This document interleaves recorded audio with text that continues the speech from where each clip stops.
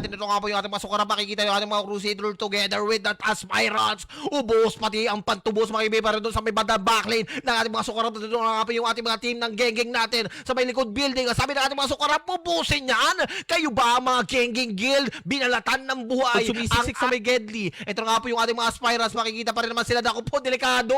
Yung mga utol na siksik, na dikdik na parang sardinas doon sa may bandang Gedli. But right now, Sukarap is doing it. Lumabas na naman sila doon nga po mga kaibigan coming in from D1. Pero ito nga po yung paglabas na rin ng ating mga Crusaders. Geng ay iikot lang din naman nilikuran dito. Binackstab yung mga miyembro ng ating mga Crusaders and ubos pati ang pantubos. Salpukan na ito mga kaibigan. Ito nga po pagkaubos ng ating mga Crusaders against sa guild ng ating mga Sukarap mga kaibigan. Pero ito nga po paglabas na rin ng ating mga team ng ating utol. Naku po, lagas dito. Ubos pati ang pantubos ng ating guild natin. May lalaban natin. Ito nga po pagpasok na rin ng ating mga team ng Aspirants. Pero doon sa may G1, nakikita naman natin yung ating mga team ng QC ay bumabalagbag pa rin naman. Oh my gulay! Ito nga po yung pagkabati ng ating mga team ng utol against the side ng ating mga Sukarap. Pero sabi ng ating mga Sukarap, hindi kayo abati sa amin. Pero yung ating mga Aspirants doon na rin yung mga coming in from the mid lane. Papasok sila sa may C5 area natin. Kukuha ng mga kills pero from their back lane. The team ng QC nandoon pa rin naman. Oh my gulay! Wow! Inubos ng ating mga team na ito nga po mga QC, yung mga guild na naglalaban-laban doon sa may C5,